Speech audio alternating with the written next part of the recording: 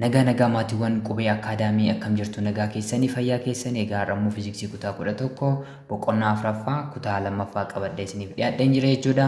Kutaa har'aa keessatti mata dureewwan gurguddoo lama ilaalla jechuudha. Inni jalqabaa Newton's second law of motion, seera sochii Newton lammaffaa ni ilaalla jechuudha. Lammaffaa irratti Newton's third law of motion, seera sochii Newton isa sadaffaa ni ilaalla jechuudha.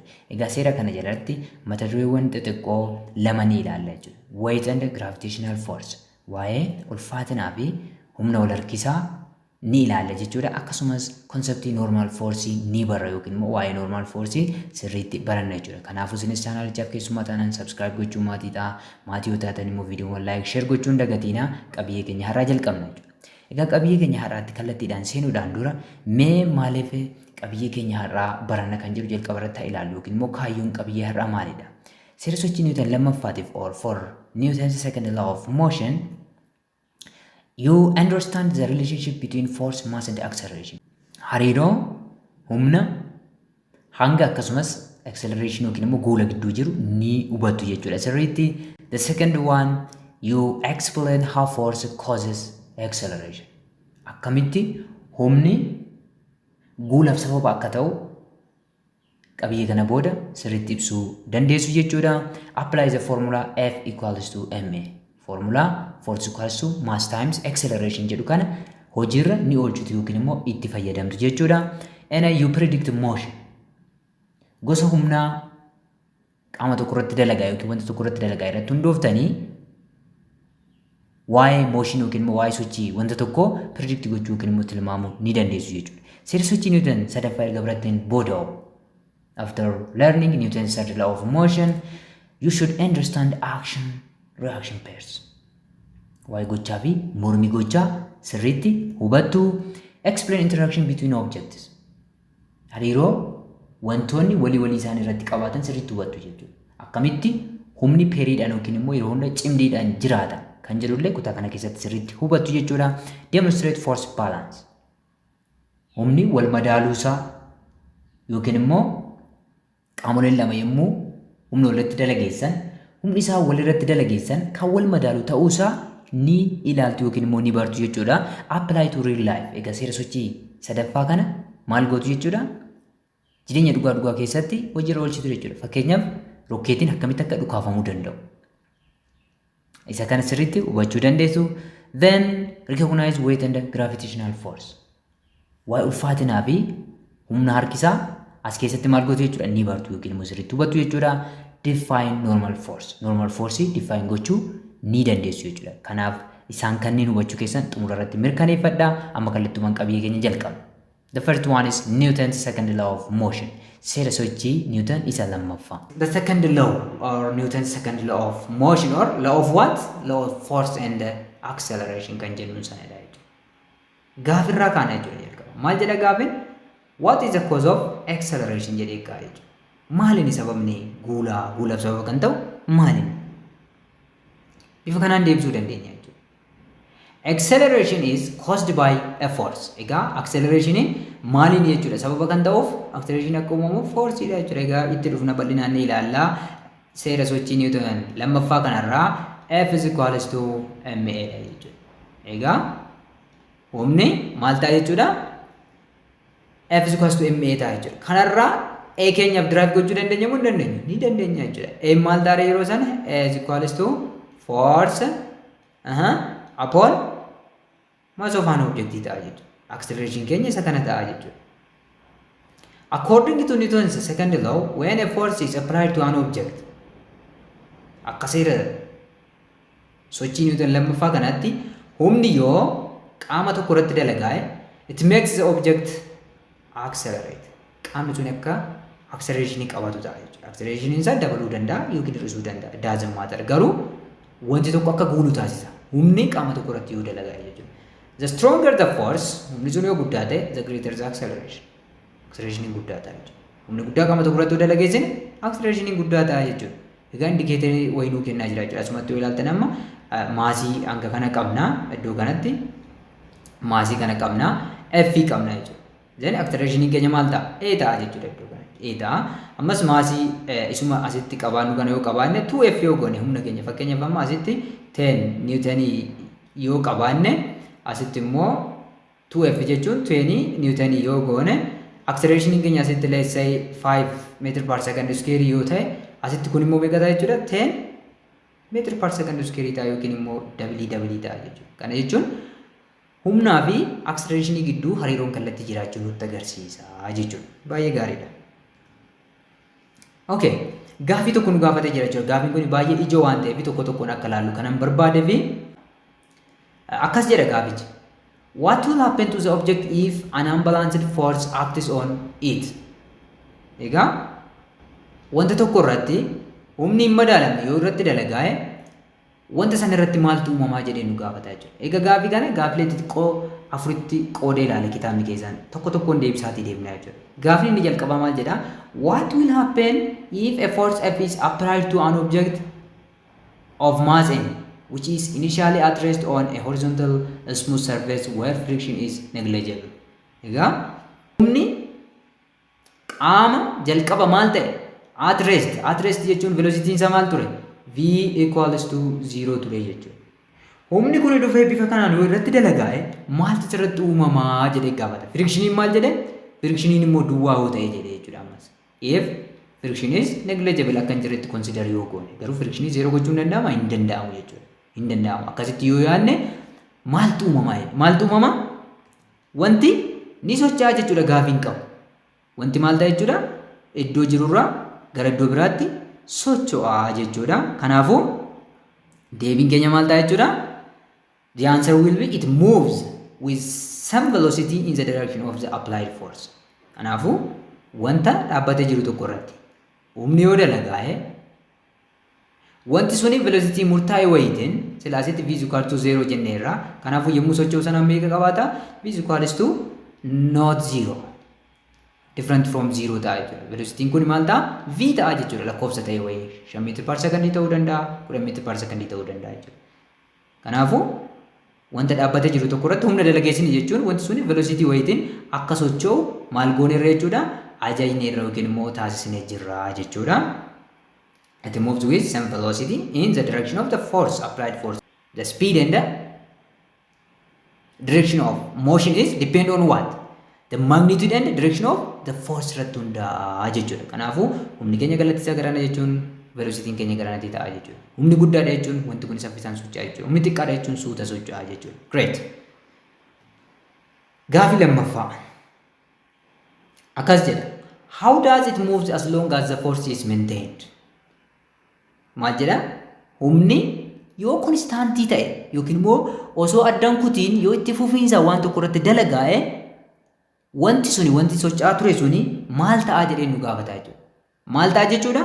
Wanti suni osoo addaan kutiin calliseetuma socho'aa jechuudha, hin dhaabatu jechuudha. Kanaafuu callisee socho'aa jechuun akkamitti socho'a? Sila maal jenne? Yoo humnoomaa irratti dalagaa'uu baate constant velocity'dhaan socho'aa jenne. Amma garuu accelerate ta'aa deemaa jechuudha. Accelerate ta'aa deema. Maal ta'a jechuudha?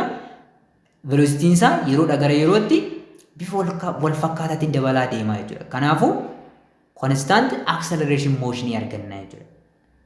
Constant motion osoo hin ta'in constant acceleration motion yookiin immoo uniformly accelerated motion jettanii kan barattan sana arganna jechuudha. Kanaafuu yoo humni osoo adda hin citiin amma fakkeenyaaf humni kun yeroo tokko dhiibee biraan hafuu jechuudha. Itti fufeetuma irratti dalageessa. Kanaafuu saffisni wanta sana maal ta'a deema? Yeroo wal fakkaataa keessatti frictioniin hin jiru waan ta'eef haala wal fakkaataatiin dabalaa deemaa jechuudha. Kanaaf maal arganna jechuudha? Velocitiin keenya haala wal fakkaataatiin dabalaa deemuusaa kan nutti agarsiisudha jechuudha. Baay'ee gaariidha. Egaa velocitiin keenya haala wal fakkaataatiin dabala jechuun accelerationin keenya immoo konstaantiidha jechuudha. The velocity is increasing uniformly through the time. That means it is accelerating what? Uniformly. Kana jechuun maal jechuudha? Fakkeenyaaf 1 second irratti at 1 second let's say velocity meeqa ta'u? 5 meter per second haa ta'u. Sakandii lama tokko booda immoo sakandii lama irratti 5 dabalaa jennu 10 meter per second haa ta'u. 10 meter per second. Square qabdu y velocity dubbachaa jirra. Z sakandii 3 irratti immoo 15 ta'a jechuudha. Shan dabala jechuudha yeroo ulfaatu. Afur irratti immoo 20 ta'a jechuudha. Yeroo kana acceleration iddoo hunda jiru yoo barbaadan maal ta'a jechuudha? Time keessan walirraa hir'istanii because acceleration is equals to kana yaadachuu qabdu jechuudha. Egaa kinematics keessatti acceleration is equals to change of v over change of tt jechuudha. Kanaafuu bifa kanaan fakkeenyaaf 10 hir'isuu 5 meeqa 5 ta'a jechuudha. Then 2 hir'isuu tokko 5 meetira per second square ta'a jechuudha acceleration keenya. As biras koottaa mee kanaaf kan irraa isna isa sadaffaa fi tokkoffaa kana 15 hir'isuu 5 10 hiruu 3 hir'isuu tokko 2 10 2 5 ta'a jechuudha. Kanaafuu acceleration keenya iddoo hundatti meeqa arganna jechuudha? 5 meetira per second square arganna jechuudha. Kanaafuu yoo humni konstaantii ta'e yookiin immoo itti fufiinsaan kan dalagaa yoo ta'e maal arganna jechuudha? Constant acceleration yookiin immoo velocity haala wal fakkaatuun dabalaa deemaa jechuudha. Baay'ee gaariidha. Gaaffii sadaffaatti dabalu. Okay, inquiry 3.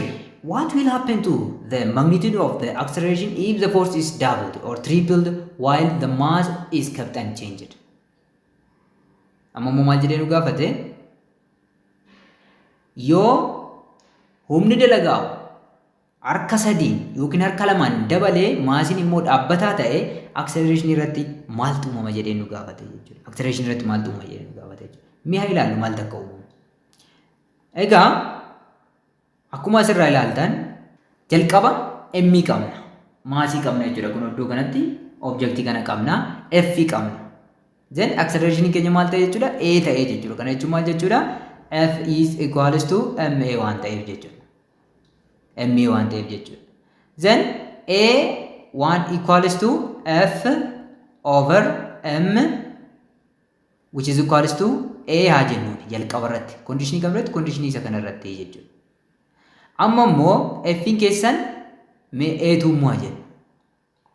a2 immoo maal ta'e double doo ta'e 2f divided by m kana jechuun maal jechuudha? F over m jechuun maal jenneerra? A jenneerra. 2 qabna 2a ta'a jechuudha. Yoo immoo triple ta'es akkasuma a3 jennuun meesha kana. A sub 3 maal ta'a inni immoo 3f over m ta'a jechuudha. Kana jechuun f over m maalidha? A dha ammas 3a ta'a jechuudha. Kanaafuu yoo humni double d ta'e accelerationis maal ta'a? Double d ta'a. Yoo humni triple d ta'e accelerationis maal ta'a? Triple d ta'a jechuudha. Hoo hangi maal ta'e? Constant yoo ta'e yookiin immoo dhaabbataa ta'e iddoo hundatti wal fakkaataa ta'e kun asittis dhuma qabna asittis dhuma qabna asittis dhuma yoo qabaanne hangi keenya constant yoo ta'e if the force is doubled the acceleration will be doubled and if the force is tripled the acceleration will be tripled. Isa kana ta'a jechuudha. Baay'ee gaarii. Kanaafuu maal jenneere? If the force is doubled, acceleration also will be doubled.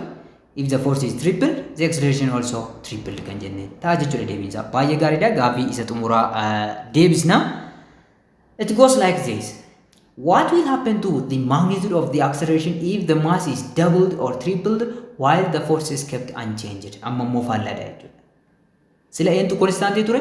Maasitu konstaantii ture. Kan dabalaa ture eenyudha? Force ture. Amma immoo maasitu dabalaa jechuudha. Forcein immoo konstaantii yoo ta'e maaltu uumama kan jedhudha jechuudha. Gaaffilee concept jechuun isaan kunneen gaaffilee kana tokko tokko maal fanu jechuu barbaade commonidha jechuudha. Yeroo baay'ee qorumsa biyyoolessaa irratti gaaffilee akkanaatu gaafatama. Isiniifis immoo fiiziksii sirriitti hubachuudhaaf wantoota konseptii ta'an kanneen akkasii kana sirriitti hubachuudhaaf qabdu jechuudha. Baay'ee gaariidha. Kanaafuu amma maal jenne faallaa silaatii jenne jechuudha. Faallaa silaatii jechuudha. Jalqaba irratti maal qabna jenne? M qabna. M yommuu qabaannu from Newton's second law itti dhufna sirriitti ni ilaalla waa'ee kana F is equals to M akka ta'e hundi keessanuu ni beektu jechuudha.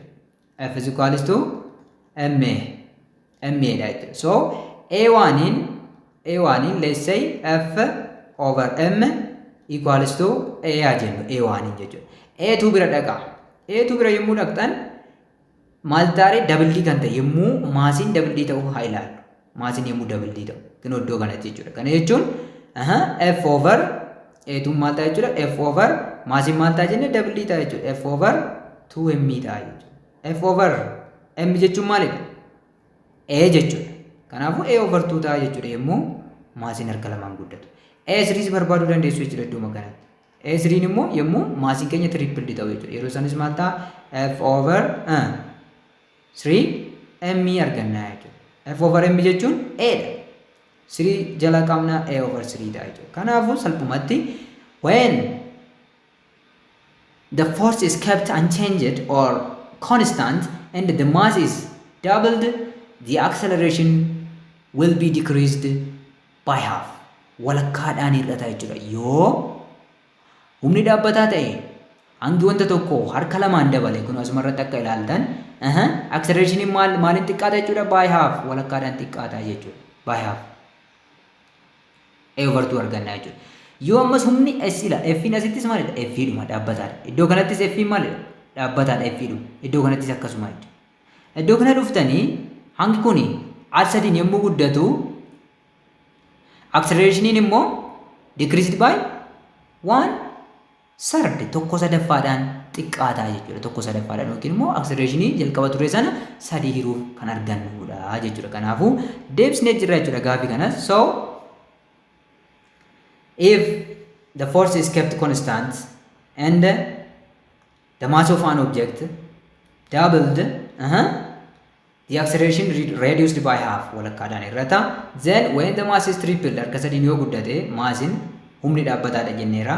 Accelerationin keenya tokko sadaffaadhaan xiqqaata jechuudha. Kanaafuu xumurree jirra jechuudha. Baay'ee gaariidha. Amma seera sochii Niwuton lammaffaa state gochuu ni dandeenya jechuudha. Newton's second law of motion or law of force and acceleration states that maal ibsa jechuudha? When an unbalanced force acts on objects of mass m, the object accelerates in the direction of the applied force with the magnitude of acceleration directly proportional to the applied force and inversely proportional to the mass of the object. Egaa definition isaa baay'ee salphaadha. Waan dheeraatti fakkaata malee baay'ee salphaadha. So seera sochii lammaffaa Newton keessatti maaltu jira jechuudha?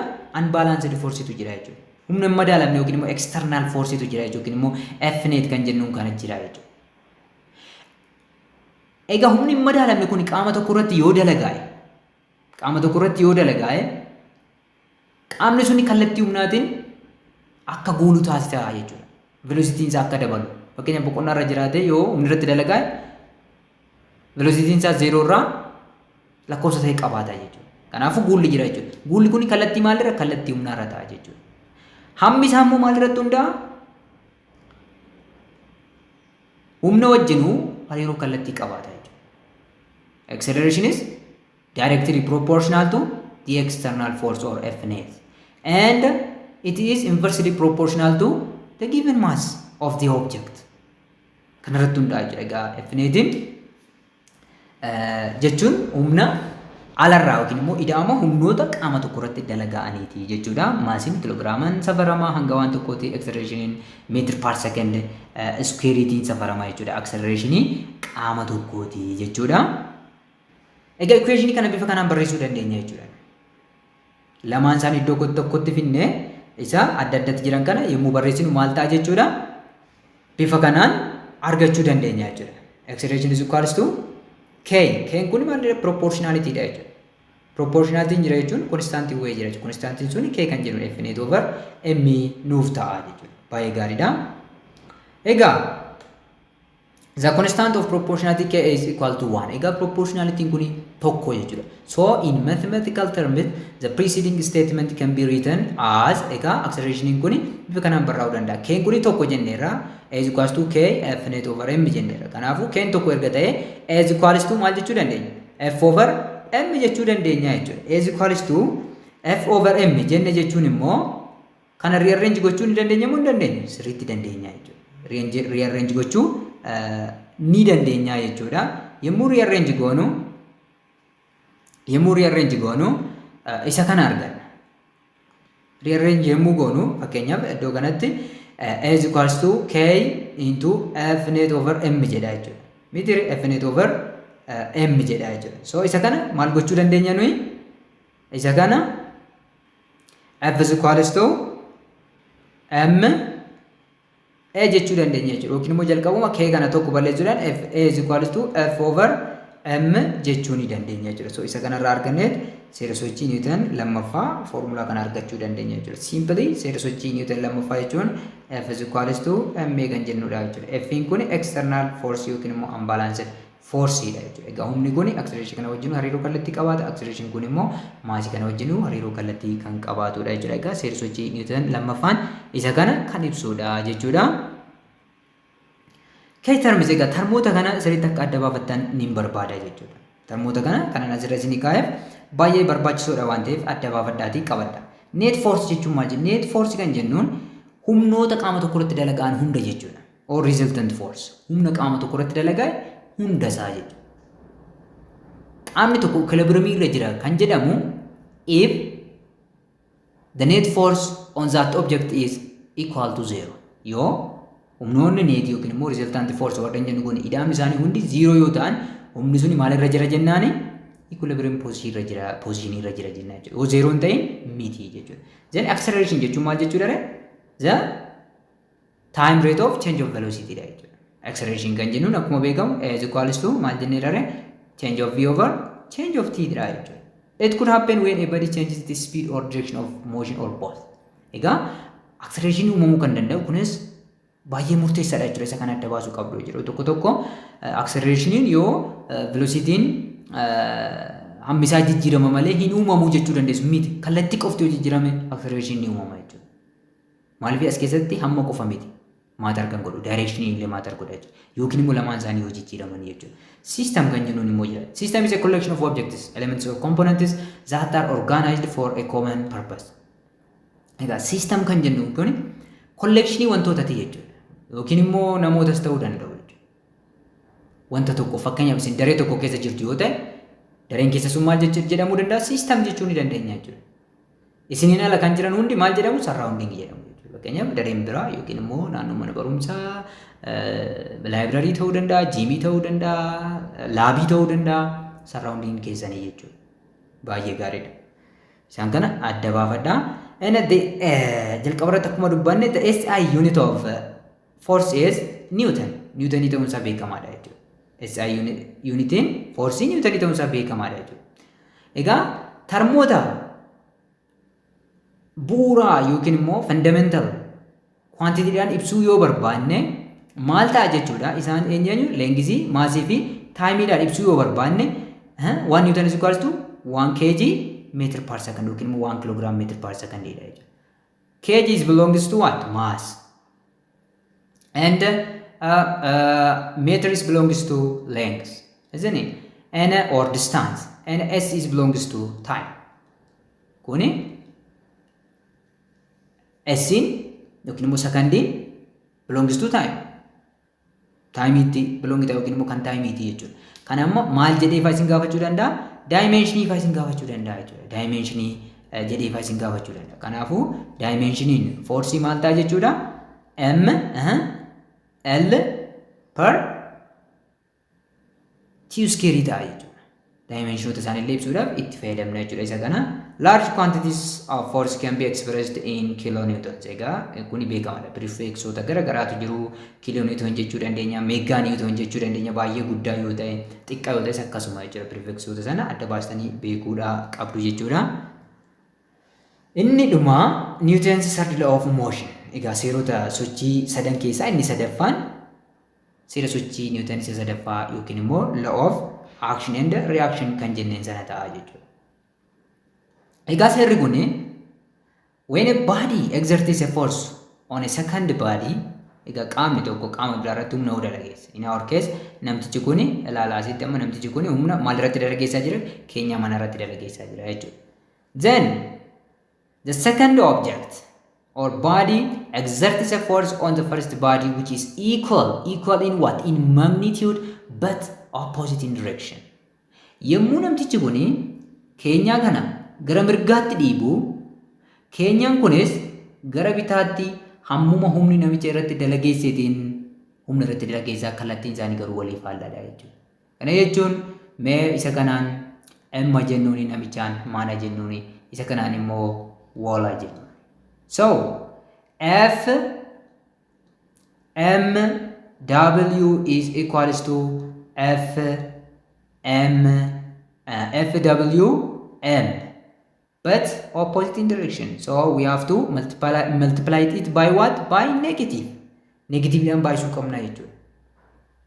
Hammi isaanii wal qixa sirriidha garuu kallattiin isaanii walii faalladha jechuudha. Kanaafuu kana sirreessinee yommuu barreessinu maal ta'a jechuudha? FMW equals to negative of FWM. Kana yommuu dubbisnu akkamitti dubbisna jechuu dandeessu jechuudha. Amma kuni maalidha? Kuni waliidha jenneerra jechuudha. So this is the force exerted by the man on what? On the wall. And this one is the force exerted by the wall on the manidha jechuudha. Hammi isaanii wal qixa kallattiin isaanii walii faalladha jechuudha. Namtichi gara mirgaatti dhiiba, waliin immoo gara bitaatti dhiiba jechuudha.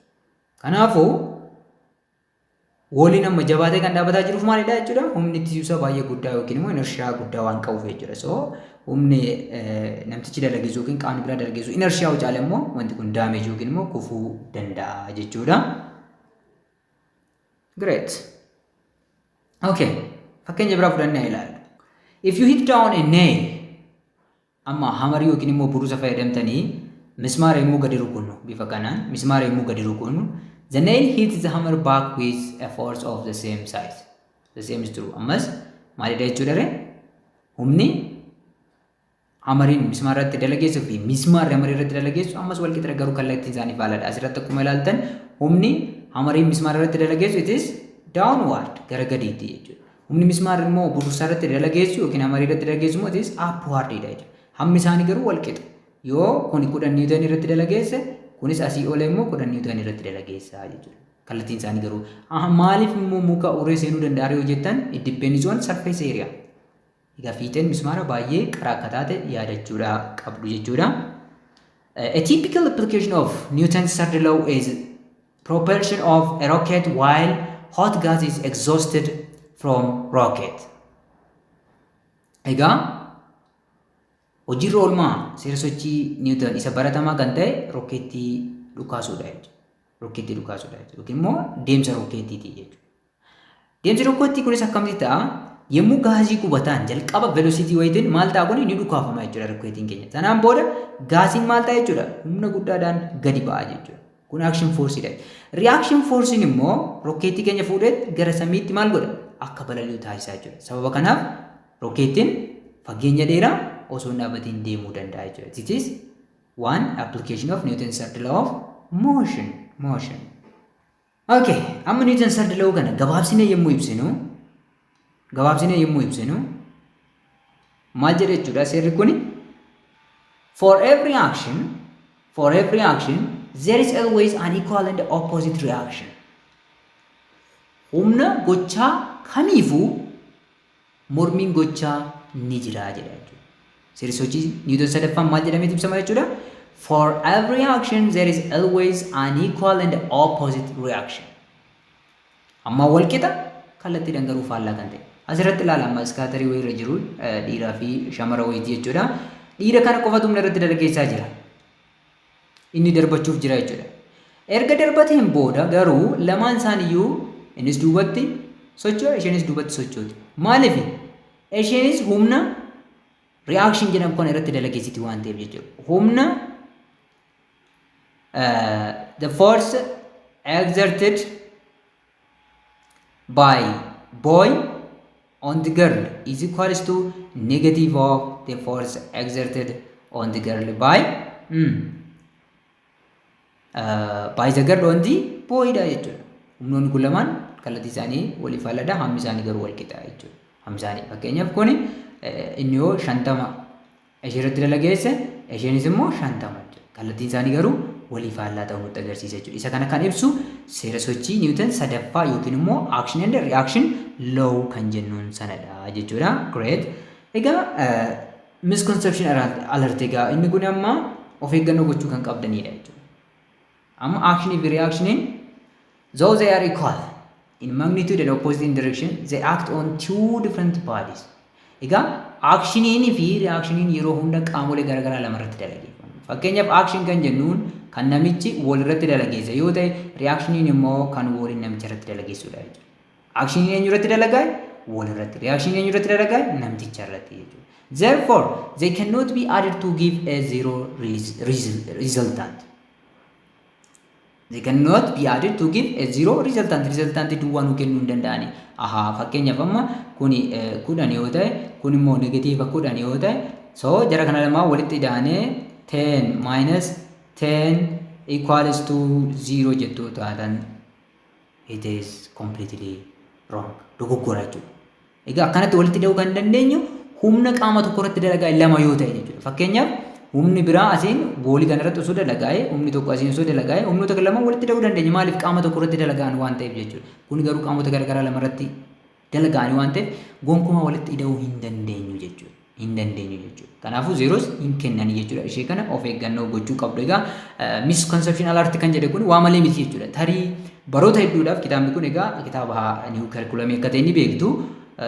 Qorumsi naannoo kanatti yeroo baay'ee barataan dhabaa ture ta'uu danda'a jechuudha. Kanaafuu of eeggannoo gochuu qabdu jechuudha. Lakkoofsi isaanii negatiivaa fi poozitiivaa waan ta'e qofaaf walitti ida'anii zeeroo keenyan dogoggora guddaa keessa galtu konseptii isaa hubachuu qabdu jechuudha. Walitti ida'uu kan dandeenyu yoo humni tokko humni garaagaraa lama sadis ta'u qaama tokko irratti yoo dalagaa'e garuu humna qaama garaagaraa lama irratti dalagaa'e walitti ida'anii zeeroo gochuu hin dandeenyu jechuudha. Great. Weight and the gravitational force. Ulfaatinaa fi humna wal harkisaa. Gravitational force kan jennuun gravitational force refers to the pull between any two masses. Is the pull between any two masses. Humni wal harkisaa hangoonni lama walitti dalageessan humna harkisaa jedhama jechuudha. Humna maaliiti jechuudha? Humna harkisaati jechuudha. Humna harkisaa hangi lama kamiyyuu yookiin immoo wanti lama kamiyyuu walitti dalageessu gravitational force jennaan yookiin immoo humna wal harkisaa jennaan jechuudha. Weight kan jennuun immoo weight is the type of gravitational force on an object feels on earth or on a certain planet. Weight kan jennuun immoo gravitational force akaakuu humna wal harkisaa ta'eet kan objektiin tokko sababa pilaaneetii yookiin immoo qaama guddaa isatti dhiyoo jiru tokkoon irratti dalageeffamudha jechuudha. Humna wal harkisaa fakkeenyaaf naannoo lafaa jira waan ta'eef waa'ee lafaa yommuu dubbannu ulfaatina keenya jechuun humna harkisaa lafti nurratti dalageessitu jechuudha ulfaatina keenya jechuun. Great. When an object is dropped, yommuu wanti tokko qilleensa keessaa yookiin immoo ol ka'iinsa ta'e tokko irraa gadi kufu, it accelerates toward the center of the earth. Gara handhuura lafaatti guulaa deema jechuudha. Guulli isaa dabalaa deema jechuudha. According to Newton's second law, acceleration is the effect caused by force. According to Newton's second law, acceleration is the effect caused by force. Akka seera sochii Newton lammaffaatti immoo acceleration sababa maaliitiin dhufa? Sababa humnaatiin dhufa jechuudha. Therefore, a falling object experiences a downward force known as weight of the object denoted by capital W. Kanaafuu wanti tokko naannoo lafaa irratti yommuu kufu gadi guula jechuun gulli jira jechuun humni jira jechuudha. Humni kun immoo gara gadiitti akka harkisu beekamaadha jechuudha. Humni gara gadiitti wantoota harkisu kun immoo weight jedhama yookiin immoo ulfaatina wanta sanaa jedhama jechuudha. Maaliin bakka buusna? Capital W dhaan kan bakka buusnu ta'a jechuudha. The magnitude of the weight is the product of mass and the value of acceleration due to gravity. Isuma amma dubbachaa turre jechuudha. So magnitude weight keenya maal ta'a jechuudha? The product of mass and gravity ta'a jechuudha. Weight is a vector quantity. Weight amma kalqabeedha jechuudha. Hammaa fi kallattiidhaan ibsama. Maaliif gosa humnaa waan ta'eef jechuudha. It is a type of or a kind of force.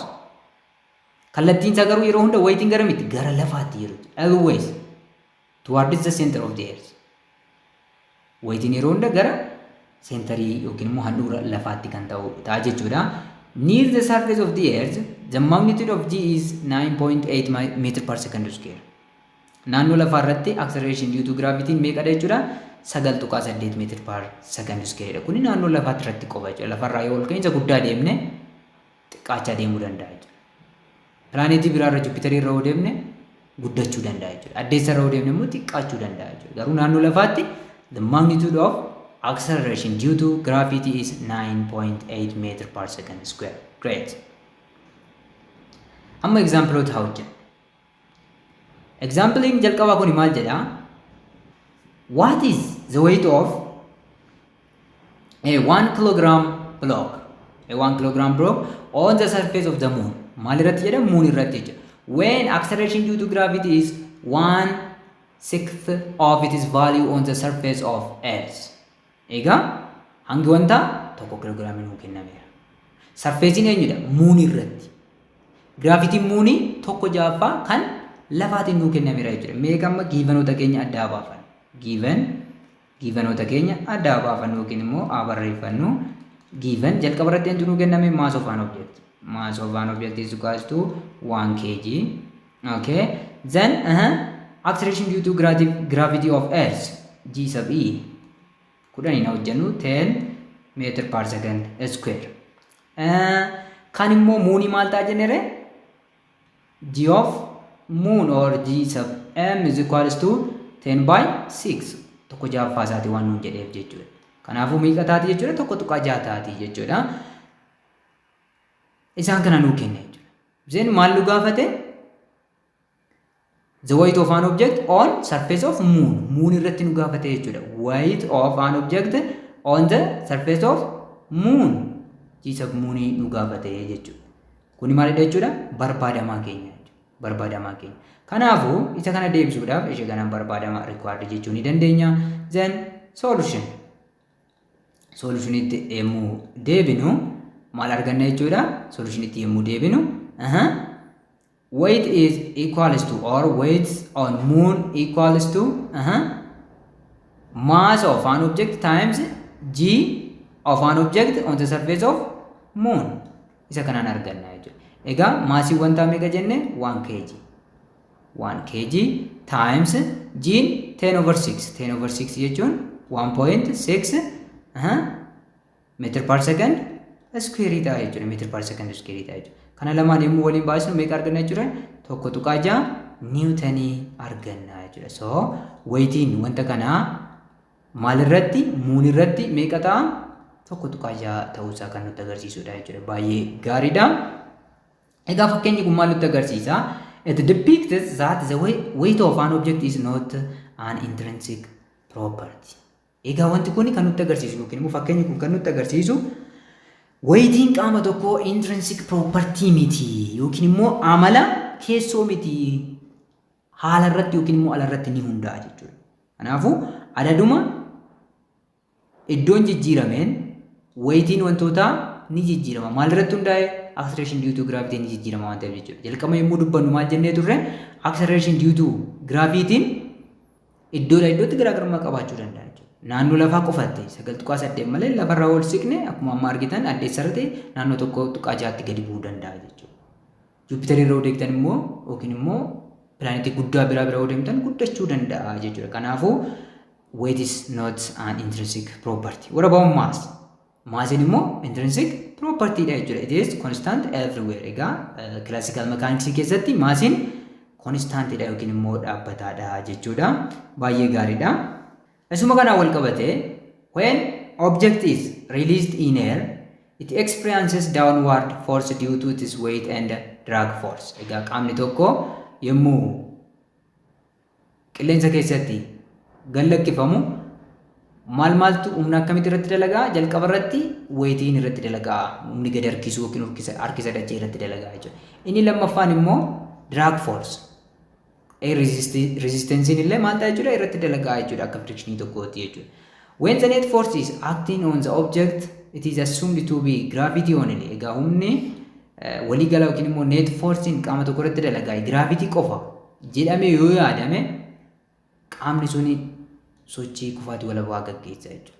Yoo humni qaama tokko irratti dalagaa maal qofa yoo ta'e? Gravity qofa yoo ta'e, gravitational force qofa yoo ta'e yookiin immoo weight qofa yoo ta'e qaamni suni free fall motion gaggeessa jechuudha. Egaa kuni maal keessatti ta'uu danda'a jechuudha? Assume goonetti malee vacuum keessatti jechuudha.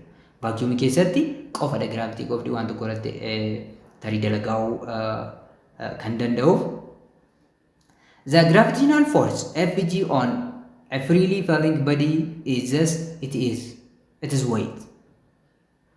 The gravitational force Fg on a freely falling body is just it is weight. Kanaafuu gravitational force fi weightiin wal qixa ta'a jechuudha. Isuma kana nuu himuuf jechuudha. Maaliif kan wanta tokko irratti dalagaa'u gravitational force qofa ta'e yookiin immoo weightii qofa ta'e weightiin keenya immoo mgdhaan wal qixa ta'uusaa kan nutti agarsiisudha jechuudha. Inni kun assume goonetti garuu naannoo lafaa irratti fakkeenyaaf qilleensi ni jira yookiin immoo draagi ni jira jechuudha. Garuu nuyi isaan consider goone calculation garagaraa hojjenne maal ta'a jechuudha complicated dha. Kanaaf isa salphifannee ilaaluuf akka resistance akka hin jirreetti yookiin immoo akka negligible ta'anitti kan ilaalludha jechuudha. Baay'ee gaariidha. Ammas misconception alertiin jira jechuudha. Egaa yeroo baay'ee namoonni weightii fi maasii wal jala jijjiirree ni fayyadamna jechuudha. Maasiin weightii wal jala jijjiirree ni fayyadamu. Garuu saayinsii keessatti they are completely different terms. Wantoota maalidha jechuudha? Garagaraati jechuudha. Mass kan jennuun kun it is the measure of how much matter is in an object. Amma safara maateriiti jechuudha. Unitiin isaa kiloogiraamiidha. Kunis amala maalii ibsa jechuudha? Inertial property of a body. Safara inertiaaleeti jechuudha. Inertiaan wanta tokko hammam gaa kan jedhu ibsuuf nu gargaara jechuudha. It is scalar quantity yoo barbaadan immoo kan biraatti dabaluu dandeessu. Mass is scalar quantity. And what about weight? Weightiin immoo is the measure of force of gravity acting on an object. Egaa gravitational force qaama tokko irratti dalagaa'udha jechuudha. Type of force dha jechuudha. Measured in Newton and it is also vector. Weightiin vectoridha. Massin scalaridha. Completely wantoota yookiin immoo termoota yookiin immoo physical quantity garagaraati jechuudha. So isaan kana lamaanis of eeggannoo gochuu qabdu jechuudha. Isin akka barattoota natural science yookiin barattoota physicsiti jechuudha. Okay, the next one is about normal force.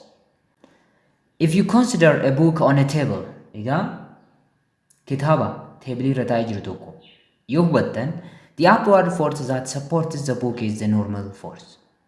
Humni kitaabni akka teebilii irra taa'u ol dhaabee qabu yookiin immoo ol utubee qabu normal force yookiin immoo humna ijaajjoo jennaan jechuudha. Denoted by Fn. Fn dhaan yookiin immoo yeroo tokko tokko inni kaapitaalii duwwaadhaan bakka buusuu dandeenya jechuudha. Kitaabni kun teebilii kanarra akka taa'uuf humni teebilii kanarra kitaaba kanarratti dalagaa'ee isa qabe maal jedhama jechuudha? Normal force yookiin immoo humna ijaajjoo jennaan jechuudha. Egaa weightiin wantoota yeroo hunda ulfaatinni wantoota gara seentarii lafaatti akka ta'e beekamaadha jechuudha. The normal force is perpendicular to the surface that supports the book. Normal force in kitaaba irratti dalagaa'e kun sarfeesii teebilii kanaa yookiin immoo minjaala kanaa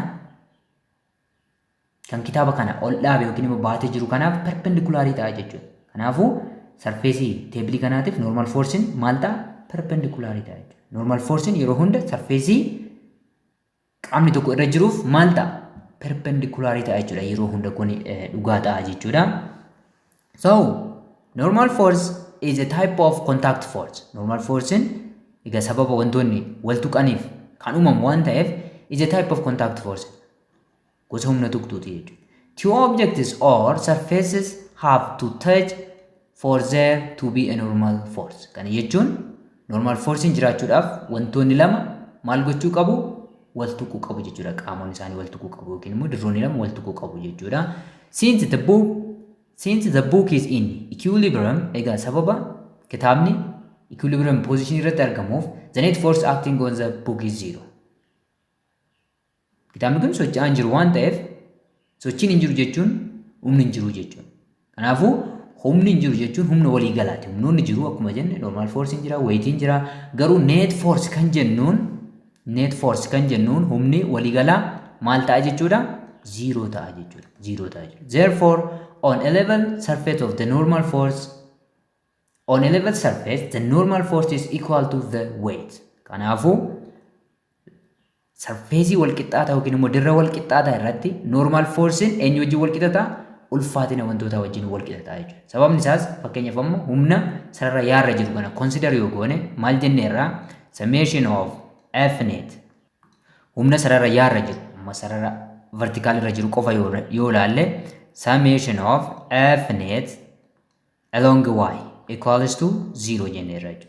Fn normal forcein garamitti? Asii oledha. Kallattiin isaa gara oliiti. So Fn minus jenna jechuudha. Weightiin gara gadiitti waan ta'eef kallattii waliif faallaa fudhachuu qabna. Isa tokko positive fudhanna, isa tokko negative fudhachuu qabna jechuudha. Weight of an object is equals to 0 ta'a jechuudha. Kana jechuun normal force is equals to 0 plus weight of an object ta'a jechuudha. Weight of an object jechuun immoo mass times acceleration due to gravity ta'a jechuudha. The normal force is always normal or perpendicular to the surface. Egaa silas akkuma kaasuuf yaalletti normal force kun yeroo hunda always normal or perpendicular to the surface.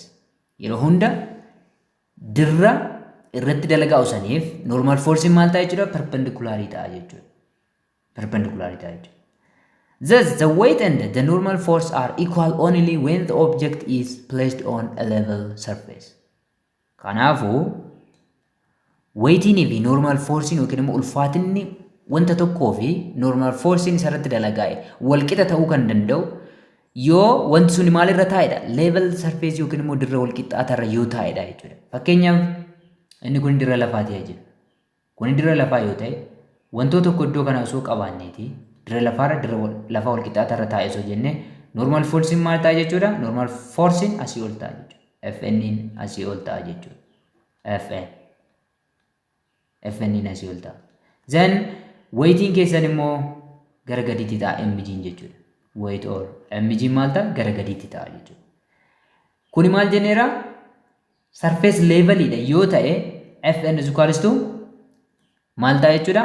Fn equals to W ta'a jechuudha. Walqixa ta'u jechuudha. For what? For a level surface. Yoo surfacein keenya walqixa ta'e qofaa jechuudha. For an object on inclined plane, the normal force is less than the weight by factor of cosine of theta. Objectii diriiroo habalakaarra yookiin immoo bal'iinsa habalakaarra jiru tokkoof normal forcein irra xiqqaa maalii ta'a? Yeroo hunda irra xiqqaa weightii ta'a jechuudha. Faaktarii maaliitiin xiqqaata yookiin immoo hirmaataa maaliitiin xiqqaata? Hirmaataa cosine of thetaatiin xiqqaata jechuudha. Kunis maal akka ta'e ni ilaalla jechuudha. Mee fakkeenyaaf inclined plane keenya kana fakkaataa jira. Kun inclined plane keenya yoo ta'e, kun immoo earth surface yoo ta'e, wantoon keenya bifa kanaan iddoo kana yoo jiraate, waa inclined plane yommuu dubbattan jalqabuma irratti x axisiin earth surface ta'uu dagachuu qabdu jechuudha. X axisiin keessan eenyu ta'a? Surface maalii keessanii ta'a? Surface inclined plane keessanii yookiin immoo surface diriiruu habalaa keessanii ta'a jechuudha. X axis jettanii jalqabuma akka hin dogoggorreef ishee kana maal gochuu? X axis ta'a jechuudha. Maaliif sochiin asirratti adeemsifamaa jira waan ta'eef jechuudha. Kanaafuu kun x axis dha jechuun x axis perpendicular kan ta'e asii ol dirra kanaaf dirra bal'iinsa habalaa kanaaf perpendicular kan ta'e asiin bifa kanaan draw godhattu jechuudha. Bifa kanaan asii olee draw gootu jechuudha. Iddoo kana maaltu uumama jechuudha? 90 degree jira jechuudha. Maaliif x axis fi y axis waliif perpendicular. Inni kun maal ta'a amma? Y axis dha jechuudha. Y inclined plane yoo dubbatamu x axis fi y axis dur beektan dagachuu qabdu. X axis keessan bal'iinsa habalakaa keessanii dirra bal'iinsa habalakaa keessanii ta'a. Y axis keessan immoo x axis keessaniif perpendicular kan ta'u ta'a jechuudha. Amma x axis fi y axis keenya barree jirra jechuudha. Then koofni dirra lafaa fi bal'iinsa habalakaa gidduu jiru theta haa ta'u. Iddoo kana kan jiru haa ta'u jechuudha. Normal forcein yeroo hunda dirra wantoonni irra taa'eef perpendicular dha jenneerra. Kanaafuu sarara kanarra ta'a jechuudha normal force.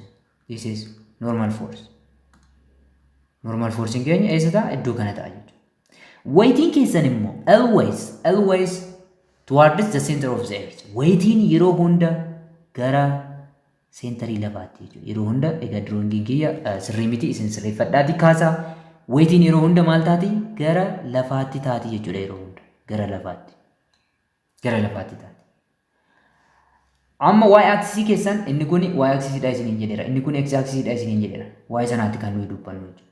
Y axis keenya gadi dheereffanneet weightii keessan maalitti caccabsitu jechuudha? Komponentii isaatti caccabsitu jechuudha. Komponentii xaa fi komponentii yaasaadha. Xaan isa kanadha jenneerra, yaan isa kanadha jenneerra. Mee caccabsinu. Fakkeenyaaf komponentii xaa isa kana argachuudhaaf sarara xaa jenne yookiin immoo inclined planeidhaaf parallelii kan ta'u sararraa jechuudha. Iddoo kanarraa inclined planeidhaaf parallelii kan ta'u bifa kanaan sararraa jechuudha. Inclined planeidhaaf parallelii kan ta'u. Then inclined planeidhaaf immoo perpendicular kan ta'u inni kun maal ta'a jechuudha? WX ta'a jechuudha. Weightiin keessan komponentii xaasaa arganne jira. Komponentii yaas immoo sarara dura sararri ture sana yookiin immoo isa y axis jenneen sana maal gochuu qabna? Gadi dheeressuu qabna jechuudha. Then komponentii yaa keessanii maal taati jechuudha? Komponentiin yaa weightii bifa kanaan sararama jechuudha. Bifa kanaan sararama jechuudha. Inni kun weight of an object along y axis ta'a jechuudha. Egaa rog-sadee kana bifa kanaan osoo guddisne, rog-sadee kana akkana osoo dheeressineeti asiin sarara yaasaas bifa kanaan osoo sararreeti iddoo kanatti maaltu uumamu? 90 degree uumamu yookiin immoo rog-sadee qofa sirriitti uumama jechuudha. Asittis inni kun maal jenneera? Y axis dha jenneera. Inni kun immoo maal jenneera? X axis dha jenneera. X axis fi Y axis maal waliin uumu? Yookiin immoo qofa meeqa waliin uumu? 90 degree waliin uumu jechuudha. Kanaafuu inni kun qofni iddoo kana jiru 90 degree dha jechuudha. Rog-sadee inni guddaan kunii fi rog-sadee isa guddaa kana mee rog-sadee kana rog-sadee A B C jennu jechuudha. Rog-sadeen A B C kun yookiin immoo rog-sadeen guddaa kun rog-sadee ishee xiqqoo nuyi amma yommuu komponentii weightii barbaannu arganneen walitti galuu ta'u jechuudha. Maaliif inni kun rog-sadee qofa sirriitti inni kunis rog-sadee qofa sirriitti. Kanaafuu koofni oriijinii irratti uumamu koofni hypotenasiin oriijinii irratti uumu iddoo kana koofa oriijiniin kan rog-sadee guddaa iddoo kanadha. Kan rog-sadee ishee xiqqoo kun ji'oomeetiriidha jechuudha. Maatii. So koofni iddoo kana jiru maal taati jechuudha? Theta taati jechuudha. Walqixa ta'a jechuudha. Theta taati. Koofni nuyi barbaannu isa kanadha jechuudha. Maalan jedhe inni kun hypotenasii weightiiti. Hypotenasii rog-sadee ishee xiqqooti weightiin jechuudha. Inni kun adjacent side koofa kanaaf inni kun immoo opposite side. Kanaafuu koofni iddoo kanaa fi koofni iddoo kanatti uumamu wal qixa ta'a jechuudha. Isarraa kaaneet egaa maal yaadachuu qabdu jechuudha? Trigonometric function yaadachuu qabdu jechuudha. Sin theta akkam ture? Sin theta equals to opposite over hypotenuse. Opposite over hypotenuse. Egaa rog-sadee ishee xiqqoo ilaaltu isiniin jedheera. Amma oppositiin keessan eenyu dha? WX dha jechuudha. So sin of theta koofni isin ilaaltan koofa ishee keessaati jechuudha. Isa kana wal qixa kana dagattaniit amma isa kana ilaaltu jedhee isinitti himee jechuudha. So sin of theta oppositiin eenyudha? WX. WX or component of weight along X axis over hypotenuse keenya eenyudha? W dha yookiin immoo weightii keenya jechuudha. So weightiin meeqa ta'a jechuudha? Weight along X is weight times sin of theta ta'a jechuudha. Criss cross yommuu baay'isan. Then cosine irraa immoo maal beektu? Cos of theta equals to adjacent over hypotenuse. Kuni maal isinitti agarsiisa? Cos of theta equals to adjacent in eenyu dha? Rogni ollaa koofa kana WY over hypotenuse of the triangle. Hypotenuse in keenya weightii keenya jechuudha. Kuni maal nutti agarsiisa? WY or the vertical component of weight is equals to the given weight times cosine of theta. Isa kana ta'a jechuudha. Kanaafuu nuyi amma waa'ee sarara yaaraa dubbachaa jirra waan ta'eef kan nuyi barbaannu ishee kanadha jechuudha. Egaa maal jennee normal force ni xiqqaata jenne akkamitti xiqqaata kan jedhu sana immoo asitti ilaallaa jechuudha. Kuni sarara yaadha jenneerra. Kanaafuu wanti kun equilibrium irra jira yookiin immoo sochii irra hin jiru waan ta'eef osumallee sochii irra jiraate sarara yaa kanarra lafa keessa dhoree yookiin immoo diriiruu kana cabsee gadi hin darbu waan ta'eef summation of f along y equals to 0 ta'a jechuudha. Sarara yaa irra humni jiru walitti daamee 0 ta'a. Kuni maal isinitti agarsiisa? Humnoonni sarara yaa irra jiran laallattu jechuudha. Sararri yaan keessan eenyudha? Sarara isa kana isiniin jedheera isa kana. So gara oliitiin eentu jira Fn normal force jira. Normal force minus maalifan minus jedhee Wy iddoo kana jira. Wy kun originidhaa gaditti argama. Inni kun immoo originidhaa olitti argama. Inni originidhaa olii maalidha? Positive. Kun positivean fudhadhe originidhaa gadi immoo negativean fudhachuu qaba jechuudha. Wy equals to 0 ta'a jechuudha. 0 ta'a. Kun maal isinitti agarsiisa? Normal force equals to Wy ta'a jechuudha. Conditionii keenya kanaaf. Wy jechuun immoo eenyu jenneerra? W cosine of theta ta'a jechuudha. W cosine of theta bifa kanaan argama. Kanaafuu yoo inclined plane irra ta'e yeroo hunda weightiidha gadi ta'a jechuudha. Maaltu normal forcein keessan jechuudha. As theta is increased, the normal force that supports the object is decreased. Ammuma kofni kun dabalaa deemuun kofa kana guddisaa deemne normal forcein xiqqaachaa deemaa jechuudha. Sababni isaas 0 irraa kaanee gara digrii 90tti yommuu deemnu cosine of theta maal ta'a deema? Xiqqaate 90 irra yoo ga'u 0 digrii ta'a jechuudha. 90 digrii irratti normal forcein maal daree 0 ta'a jechuudha. When theta is 0 degree, the inclined plane becomes a level surface. Thetaan keessan yookiin immoo kofni keessan immoo 0 degree dha jechuun sararri asumarra oola. Inclined plane keessan level surface yookiin immoo dirra lafaa wal qixxaataa ta'a jechuudha. And obviously the normal force will be equal to the weight. Conditionii kana keessatti yoo thetaan 0 ta'e normal forcein weightii wajjin wal qixa ta'a jechuudha. Yoo kofni inclined plane immoo 90 degree ta'e normal forcein 0 ta'a jechuudha. Maaliif cosine of 90 degree 0 ta'a waan ta'eef jechuudha iddoo sanatti. Great. Mee amma fakkeenya kana ilaallee haa xumuru. Example 4.2. If in figure 4.15b the mass of the block is 6 kilogram. Egaa figuriin keessan kana resting on top of 37 inclined plane. Determine the weight and the normal force. Egaa maal isiniin jedha jechuudha. Mee kennamoota keenya haa fudhannu. Egaa gaaffiin maal jedha? Yoo wanti fakkii armaan gadii irratti argitan kuni maasiin kuni jechuudha. Maasiin kuni 6 kiloogiraamii yoo ta'e inclined plane inni irra taa'e kuni horizontaal irraa kofa 37 degree yoo uume weightii fi normal force maasii kanaa yookiin immoo objectii kanaa barbaadinuun jedha jechuudha. Meeqa giivanoota keenya asitti giiven jennee barreeffannu. Giiven the first one is mass of an object. It is 6 kg and acceleration due to gravity is let's take 10 meter per second square. Yoo isin kennamu baate isin yeroo baay'ee 9.8 fayyadama. Nuyi ammaaf 10 fayyadamnu. Hin kennamne taanaan 9.8 fayyadamuu qabdu jechuudha. 10 meter per second square. Theta is the angle between inclined plane and the horizontal surface is the earth's surface is 37 degree.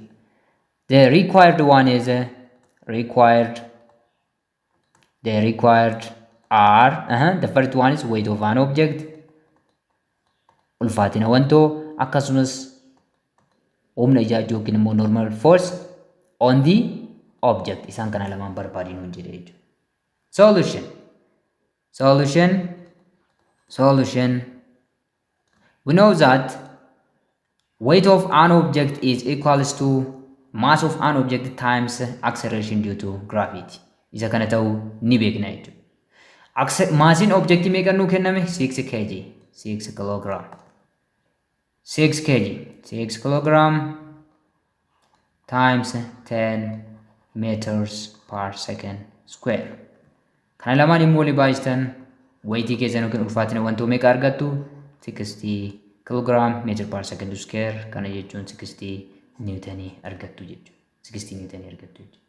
Then amma kan isin hafuu normal force dha jechuudha. Egaa normal force barbaadu keenyaan dura inclined plane kana sirriitti hubachuu qabna jechuudha. Egaa inclined plane keessan bifa kanaan isin kenname. Let's say inclined plane keenya. Let's say this is our inclined plane. Inclined plane keenya bifa kanaan jira haa jennu. Then wantoon keessan eessa jira? Iddoo kana jira jechuudha. Wantoon iddoo kana jira. Normal force egaa inni kun maal jenneera jalqabarratti kun x axis dha. Jalqabuma isee kana x axis jedhaati fudhadhaa. Calculation keessan itti deemuudhaaf inni kun x axis. Normal force immoo sarara kanaaf perpendicular kan ta'u ta'a jechuudha. As keessa kuteet kan ba'u ta'a jechuudha. Kuni y axis dha. Normal force is immoo asii ol sarara y axis inclined plane keenya irra ta'a jechuudha. Egaa iddoon kun 90 degree dha jechuudha. Kun x axis dha, kun y axis dha. Hin dagatina. Normal force keenya y axis inclined plane irra oola jechuudha. Yookiin immoo perpendicular to the surface of the inclined plane or the given surface. Surface keenya inclined plane dha yookiin immoo diroo habalakaati waan ta'eef jechuudha. Garuu weightiin yeroo hunda gara miti towards the center of the earth. Yeroo hunda jechuudha. Always. Weightiin keenya yeroo hunda gara maalitti? Gara centerii lafaatti jechuudha. Kuni weight of an object. Amma diriiroon xaayaa keenya kan dur beeknu sana miti. Weightiin amma diriiroo xaayaa irratti hin argamu jechuudha. Yookiin immoo sarara yaa irratti hin argamu. Kanaafuu komponentii nu barbaachisaa jechuudha. Mee komponentii isaa xaafiyyaa haa baasnu. Komponentiin weightii kanaa yookiin immoo horizontal component of weightii maal ta'a jechuudha? Parallel to the inclined plane surface or x axis jennee kan amma fudhanne kana jechuudha. Sarara kanaaf maal ta'uu qaba? Parallel ta'uu qaba jechuudha. Iddoo kanarraa bifa kanaan sarara sanaaf maal kan ta'u? Parallel kan ta'u ta'a. Then this is wx, the x component of the weight. Y component is immoo bifa kanaan ta'a jechuudha. Y componentiin immoo sarara yaa kana asii gadi dheeressina jechuudha bifa kana. Sarara yaa kana asii gadi yommuu dheeressinu egaa drawing kiyya sirrii miti isin sirreeffadhaati kaasaa. Inni kuni y ta'a jechuudha. Okay. Amma rog-sadee kana osoo bifa kanaan ol dheeressine rog-sadee qofa sirrii ta'a jechuudha bifa kanaan. Kana jechuun maal jechuudha? Qofni iddoo kanatti uumamu 90 degree angle ta'a jechuudha. Egaa iddoo kanatti inni kun sarara yaadha, inni kun sarara xaadha jenneerra. Sararri xaafiyyaan qofa meeqa waliin uumu? 90 degree waliin uumu jechuudha. Kana jechuun rog-sadeen inni kunii fi rog-sadeen guddichi kunii fi rog-sadeen isheen xiqqoon iddoo kana jirtu kuni walitti galoodha jechuudha. Trigonometrii yookiin immoo geometrii irraa jechuudha. Kanaafuu qofni iddoo oriijiniitti uumamu 37 ta'e isa kanaafis oriijiniin iddoo kana qofni iddoo oriijinii kanatti uumamu maal ta'a jechuudha? 37 yookiin immoo teetaa keessan ta'a jechuudha. Teetaan keessan eenyu? 37 jechuudha. Qofni kun wal qixa. Sanaan booda maal yaadachuu qabdu jechuudha? Trigonometric function keessan isa silaa sana jechuudha. Maal jenneerra? Sin theta opposite over hypotenuse. Keezii keenya irratti amma oppositiin eenyu? Fuullee qofa theta kanaa kan jiru eenyudha? Wx dha. Wx over w jettu jechuudha. Isuma sila hojjenne sana jechuudha. Koosiin immoo maal ta'a? Adjacent over hypotenuse. Adjacentiin keezii keenyaaf rogni ollaa qofa kana eenyudha? Ishee xiqqoo ilaaltu wy over w ta'a jechuudha. Kanaafuu nuyi kan barbaadaa jirru isa kami? Isa sarara yaarraati waan ta'eef w along y or weight of an object along the vertical component is w or weight of an object times cosine of theta ta'a jechuudha. Isuma sila dubbanne sanaa jechuudha. Isa kana qabna jechuudha. Kanaafuu maal argachuuf deemna ree amma nuyi asitti objectii weightii objectii keenya argannee jirra. Amma immoo nuyi kan barbaaduuf deemne eenyudha? Normal force dha. Normal force argachuudhaaf wanti kuni taa'ee jira waan ta'eef resting on top of 37 degree taa'ee jira. Osuma immoo deemaa jiraate gara gadiirra hin deemu jechuudha. Gara gadiirra hin deemu gara deema malee. So f net along y axis equals to 0 jettu jechuudha. Humni sarara yaa irratti dalagaa hin jiru jechuudha humni walii galaa. Kana jechuun humnoota objektii kana irratti dalagaanii jiran ilaaltu sarara yaa irratti. Sarara yaa eenyudha jenne? Sarara isa kana. Xaan immoo inclined plane keenya jechuudha. So gara olitti kan dalagaa jiru Fn dha normal force. Normal force minus jenna. Yookiin immoo plus jenna. Sababni minus jennuuf normal forcein asii oledha. Originii kanarra gara olitti argama. Positive yoo fudhanne vertical component of weight immoo originii irra gara gadiitti argama. Negative fudhachuu qabna jechuudha. Yookiin immoo yoo Fn negative fudhattan wy immoo positive fudhachuu qabdu jechuudha. Rakkoon qabu. Garuu nuyi isa olii positive isa gadi immoo negative haa fudhannu. wy jechuun immoo inni jechuudha iddoo kanatti w cos theta jenneerra jechuudha. So wy equals to 0 jennu jechuudha. Kuni maal isinitti agarsiisa? This indicates that Fn is equals to isa kana plus wy hojjettan equals to wy argattu jechuudha iddoo kanatti. Kana jechuun maal jechuudha? Fn wy jechuun immoo iddoo kanatti weight times cosine of theta jennee kaawwannee jirra jechuudha. Kanaan booda normal forcing keenya maal ta'a jechuudha? Weight meeqa arganne? 60 newton. 60 newton cosine of 37 degree, which is equals to 60 newton times cos of 37 is 0.8. So normal forcing keessa meeqa ta'a jechuudha? Xumurtanii jirtu 60 baay'isuu duwwaa tuqaa 8 48 newton ta'a jechuudha. So weighting objecti 60 newton, normal forcing objecti irratti dalagaa immoo 48 newton ta'a jechuudha. Egaa walumaa galatti kutaa irraa keessatti kanan qabadhe isiniif dhiyaadhe kana fakkaata ture. Kutaa itti aanu keessatti review questions 4.1 kan waliin hojjennu ta'a jechuudha. Kanaafuu isinis hamma ammatti chaanaalicha subscribe hin godhin jirtu taanaan subscribe godhaa maatii ta'a. Yoo maatii taatan immoo viidiyoon like share gochuun dagatina. Isa itti aanu kanaan mul arginutti fayyaa nagaa naaf ta'a. Barnoota gaarii.